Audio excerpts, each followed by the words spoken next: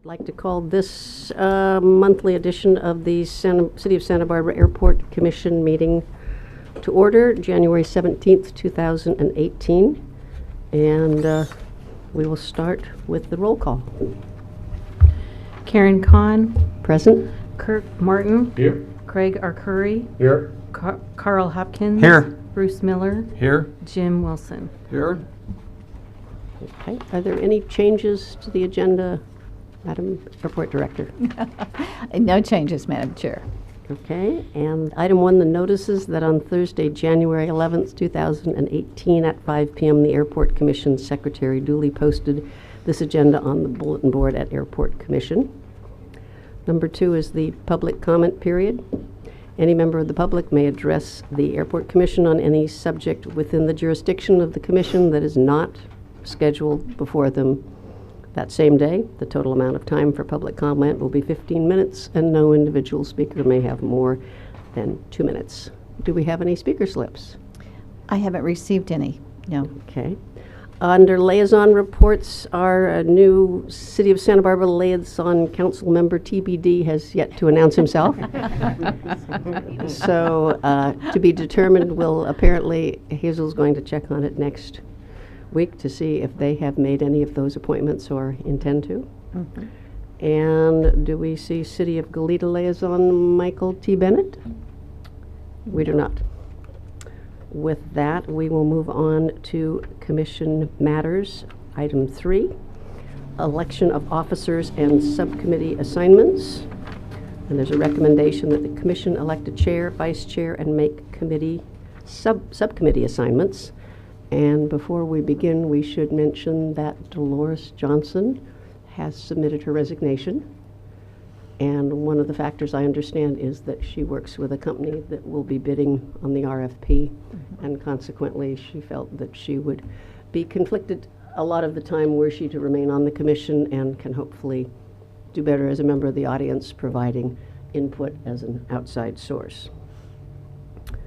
So with that, there will be a recruitment for that position, and I believe they'll start it in the spring, March or April, with appointments in June.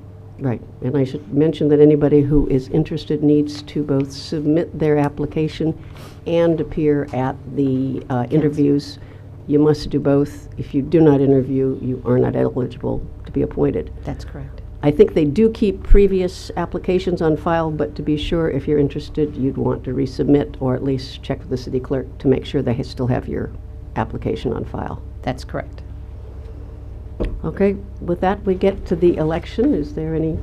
For chairman, I believe that our leadership for this past year has been quite good. And Ms. Kahn, if you would accept, I would be pleased to nominate you for another term. Thank you. I'd be pleased to accept.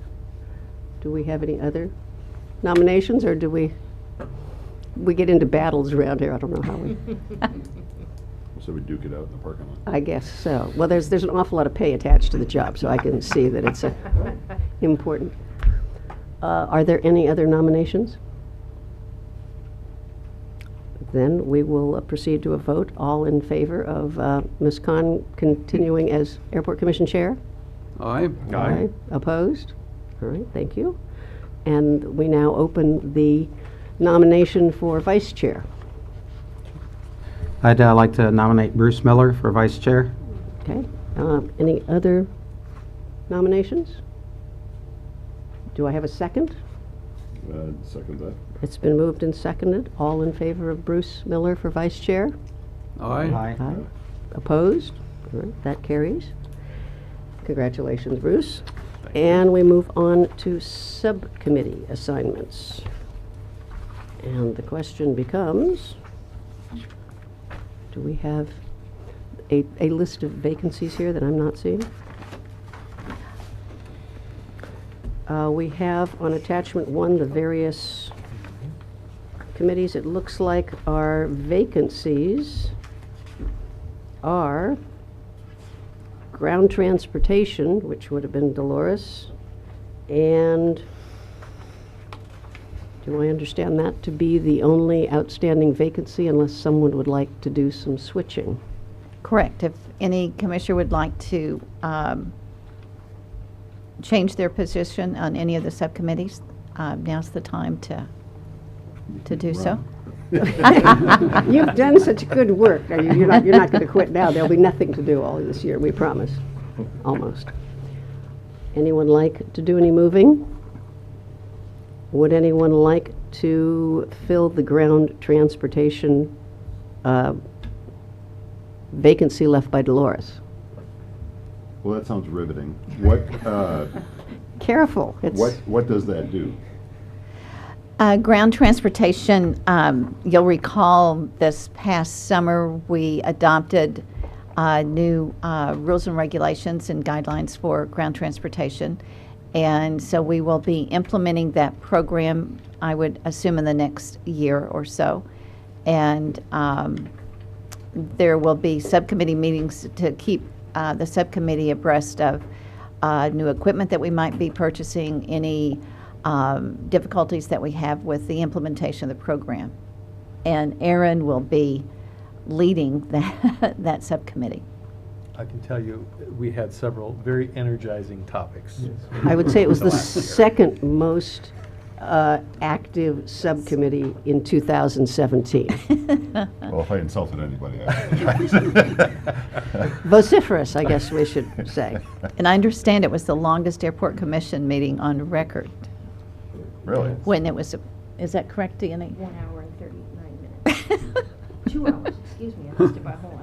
Oh, okay. But I think we ironed out a lot of those issues, so hopefully you will just have the, would you be willing to serve? I think 2 is enough for me. You think 2 is enough for you? I think 2 Okay. is enough, yeah. All right. Although I will, well, I'll hold that until we're through this. I'm guessing if nobody else steps up, that means You feel me, as alternate, moves into the position until we have a new commissioner. I can go ahead and do it. I'm available and I'm close, so I have time. Great, that would be wonderful, thank you. When we have a new commissioner, I'll let them have a chance. And they will say, huh, what do I do? Okay. Excellent, thank you, Carl. Any other requests to change or move from your current assignments? No? No, okay. Karen, I have a question. Back on the vacancy now for the Airport Commission, was Dolores the county or the city? They divided, there has to be somebody from the county, within the county, and somebody within the city. Can you, You can, She's well, in the city. She does live in the city. The She question does live is, in the she's city. a What's- qualified elector? What slot does she hold is the question. Would be a city slot. However, I believe that the requirement is at least 4 city, and we, counting her, had 5 city. So that slot could be filled with city or county. Just curious. All right.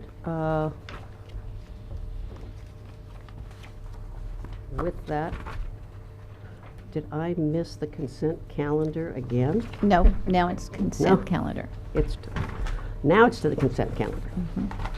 All right. Do we hear a motion, guys, tell me if I get this right, to waive the reading of the minutes and approve the consent calendar? But I guess I need to ask you first if there are any additions or subtractions to the consent calendar. No changes. No changes. I okay. so move. Second? Okay. Been moved and seconded that we waive the reading and approve the consent calendar. All in favor? Aye. Opposed? The consent calendar passes.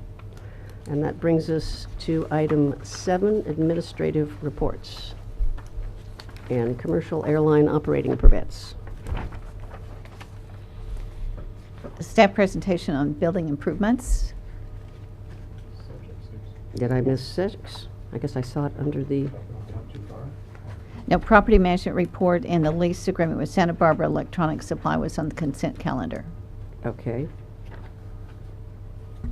So are we not to item 7? 8. We did say. You might be looking at your minutes. You're looking at minutes. Am I looking at the minutes? I'm sorry. see if I can get back to the right place. Okay, we got liaison commission, consent calendar. 6, property management report. Was part of consent calendar. Okay, and lease agreement, all right. So administrative report, staff presentation on building improvements. Yes, indeed. Fine, thank you so much. I've I need asked page numbers. Leaf Reynolds to do this presentation tonight. It's an improvement to a couple of buildings for a tenant that's been on the airport for a long time. It's sort of was an interesting negotiation because Rebecca and I negotiated with L3 Communications.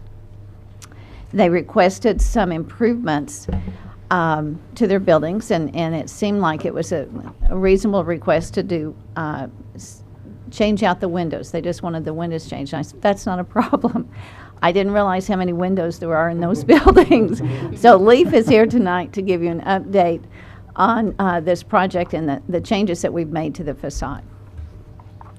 Thank you, Hazel. Uh-huh. Good evening, Airport Commission. Happy to be here again. And 64 windows, Hazel. That was the magic answer you needed before you negotiated that lease. We're talking about L3 Communications, formerly Maripro Incorporated.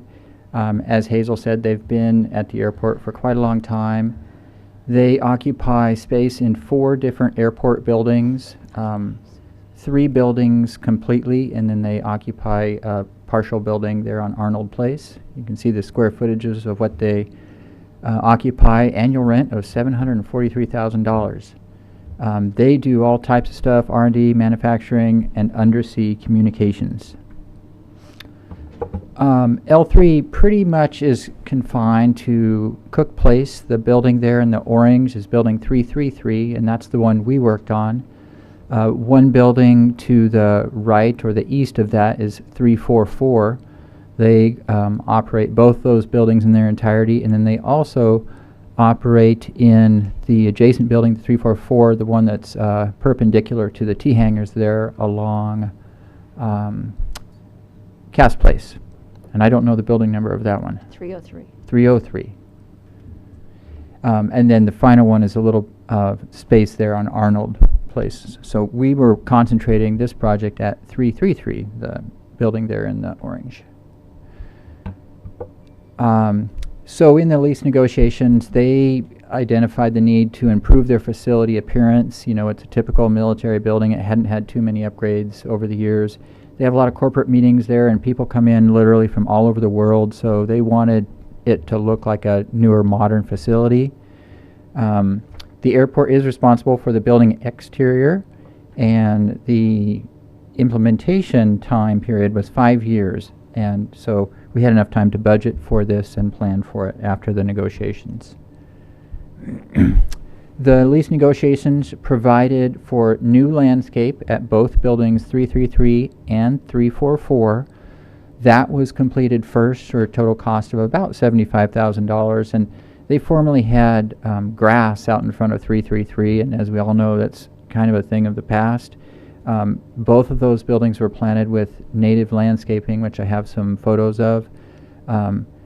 New windows in building 333 and 344. The good news is 344 only has 26 windows because we're not doing the backyard portion of the building because there's so much stuff back there we can't literally get to it.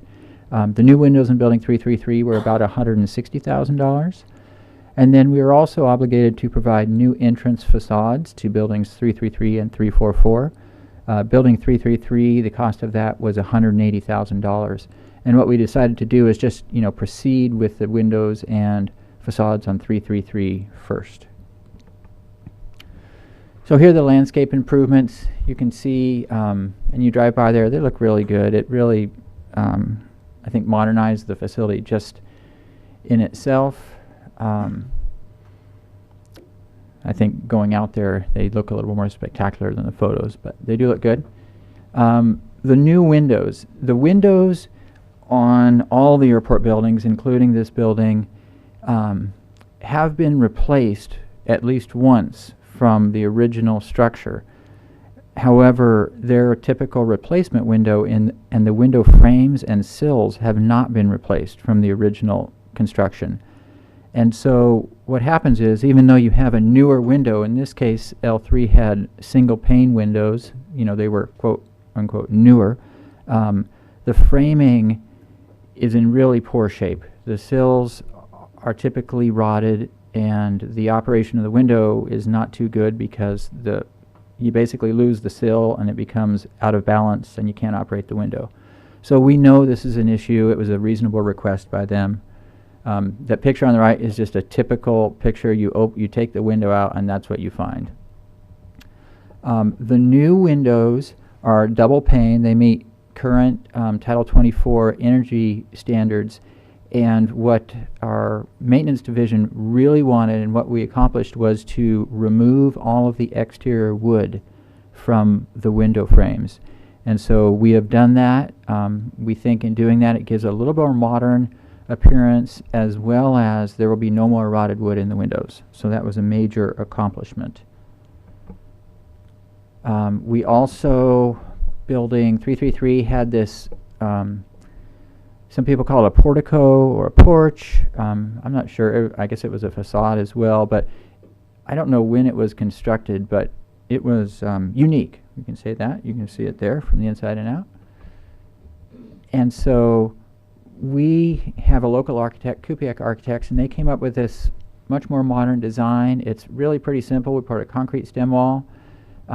We have Trex siding going horizontally all the way up, and then we have a canopy on top to provide protection from the elements. And these were just completed a couple months ago, and the only thing left on the building is to finish painting it. So these pictures are pretty good, but again, when it's fully painted, I think it will look better overall. So on those Yes. photos, did you hose down the pavement, or you found that one day where it actually rained? Well, yes. I've been watching the local realtors and noticed they typically hose down driveways before they go home, so we thought we'd do that here on Quick Place. Yeah, that's pretty amazing that it was wet that day. So what's next? Airport maintenance will complete the exterior painting on building 333. We have submitted a permit application for building permit for the windows and entrance facade at building 344. And we plan to put that project out to bid following receipt of the building permit. This is building 344. It's an interesting building in that although it's every bit as long as 333, they actually don't use, there's only one door on the south elevation. They don't even use it, and that's it. So this, again, is a structure that really needs to be modernized. So that will come down. We'll put a similar structure to what we did on 333. And then that picture of the window on the left, I just took that today. That's very typical. That's actually been sprayed with foam. The wood is simply gone under that. There's nothing. I could poke my finger through it if I wanted to. So that's the type of task we have at hand there. And again, on that building, there's 26 windows. Can I ask? Sure. You say there's only a single exit in that building? No, there's just oh. a single door on the south elevation, and they have it as all offices, so they enter the building through both the west and the north Okay. elevations. But it does have Oh yes, it has multiple Okay. exits. So we're gonna, even though that's an office, we're gonna put a nice entry facade and new double door entry there, and the, one person will be able to use that, but it's appropriate for this face of the building to have an entry facade and door. So that's the architectural rendering of building 333. That's on the east end. It's the middle and the east end. And they look pretty similar to that. The building hasn't been painted yet, but it will be soon. Whoop. Oh, I guess that was it. That was it. Okay. I think I hit the off button instead of the next, but I think that was it anyways. Any questions on the project or upcoming project? There we go. Yeah, thank you. So I don't know what the count of the buildings that we have on the airport proper here are, but I know it's not small. Having previously occupied some of those buildings, I know that many of them are in a similar state Are we kind of just attacking this as leases expire or as windows become so old and kind of grungy that for all the other buildings on the airport that have windows that probably look similar to that in terms of casing falling apart, we just kind of handle it as it comes up with lease gets renewed, or is there an overall plan to? I think the overall plan is to eventually improve all of the buildings, but we do handle them, kind of, if it's in really poor shape, we go for those first, and then the lease will be second. This project, we actually added as a change order windows to what's known as Building 122. That's the building that Spitfire and Surfair are in, because they were in very poor shape as well. Not all of the buildings, like this building, for example, has been maintained quite well, and these windows are in fairly decent shape. So we're really doing the ones that are in the poorest shape first. Got it. Okay, thank you. You're welcome. Do we have an established budget for this level of building maintenance? For that, I will let Jeff answer. We have a capital budget as well as an operating budget that we handle depending on the size of the project. So the capital budget would on this project, it came out of the this type capital of program. maintenance. Yes. Do we repurpose any of the materials when we're replacing, for instance, the windows to the restore or anything like that, or are they demolished? The windows are demolished. They're all single pane, and they don't even want single pane windows at the restore. Any other questions? Like a good project. All right. Okay. Thank you. Thank you. Which brings us to the director's report. Yes, Madam Chair. The first item that we'll bring to your attention is our passenger count. And December, with all of the issues with the fires, certainly made an impact on our operations and employments. You'll see that we are actually down 6.4% for the month of December over the prior year. But year end, we're still up 7.8%, so that's the positive news.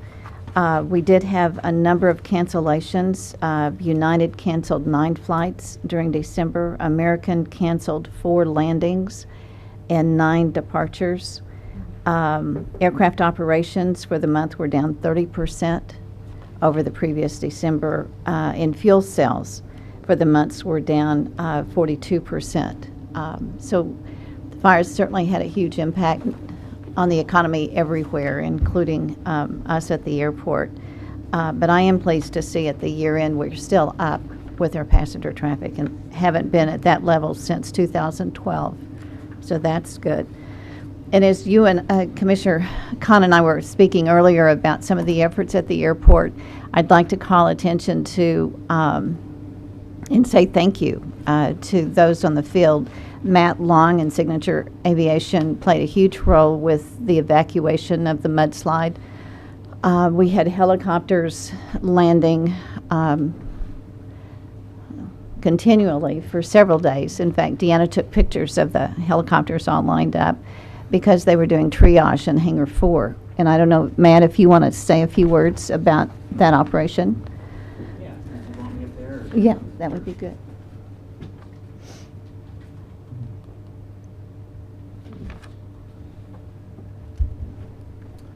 Thank you very much. Tuesday, Wednesday, and Thursday of last week, we had Hangar 4 set up as a triage space for airlifted victims of the slide.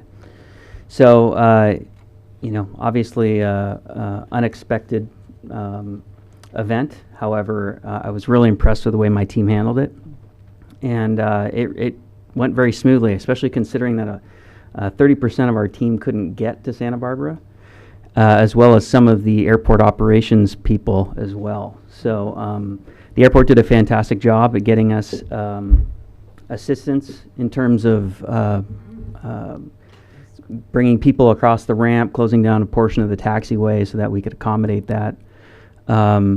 However, now that we're getting back to normal operations, just like many of the businesses in town, we're trying to find ways to get our employees here. So as GA starts to pick back up, we're just looking forward to getting back to normal business and thankful that last week ran very smoothly. So, thank you. Thank you.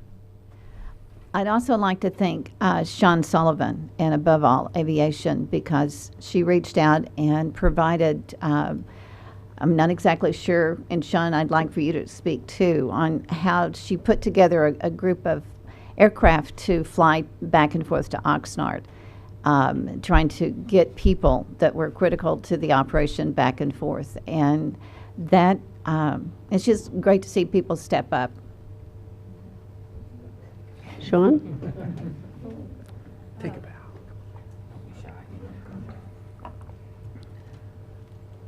All I did was put out an email to local pilots, and my employees reached out and volunteered their time, showing up at 6:30 in the morning, flying until 6 o'clock at night. We've flown 80 people back and forth that were first responders, nurses, and doctors, and police department. So, thank you. And Thank you. just to add, it's my understanding, Matt didn't mention that Signature donated a significant amount of avgas to Above All to make that happen. Great. Nice. Thank you so much. Very magnanimous, not to mention that, but there's several hundred gallons of airplane fuel that was donated by Signature for that effort. Terrific. Thank you once again. I mean, it seems like we all do our best when the times are the worst. So, moving on to other business of the airport, though, Deanna has just completed and will bring a report to you next month on our parking management contract, which is a huge effort. And we're just finishing up the interior work on one of our buildings, which was previously leased by Teledyne. So we'll be getting that one ready for new occupancy as well. We're starting to implement some of the requirements for the master plan, including the local coastal plan amendment that we need to do with our biological study. Andrew's got that one underway. And we're also, I think I mentioned before, we're going to update the airport commercial industrial specific plan. You'll recall that one was adopted back in 1998, I believe, 97, 98. So it's certainly time for a renewal and an update on that plan. Our 725 reconstruction starts again in April.